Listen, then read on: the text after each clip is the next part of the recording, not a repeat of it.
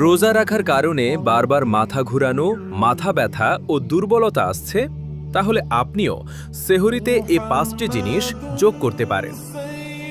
Number 1, দুধ বা লাচ্ছি। সেহরিতে দুধ অথবা লাচ্ছি পান করুন। এটি শরীরে প্রোটিন দেয় এবং হাইড্রোজেন বজায় রাখতে সাহায্য করে। নাম্বার 2, মাল্টিগ্রেন রুটি বা ব্রাউন ব্রেড। সাধারণ রুটির বদলে এগুলো খাওয়ার চেষ্টা করুন। এগুলো ধীরে ধীরে হজম হয় এবং দীর্ঘক্ষণ শরীরে শক্তি ধরে রাখে। নাম্বার 3, বেজানো কাঁচা ছোলা। এতে প্রচুর আয়রন ও প্রোটিন থাকে, যা শরীরে দুর্বলতা দূর করতে সাহায্য করে। নাম্বার 4, তরমুজ বা বাঙ্গি। মৌসুমী ফল হিসেবে সেহরিতে তরমুজ বা বাঙ্গি খেতে পারেন।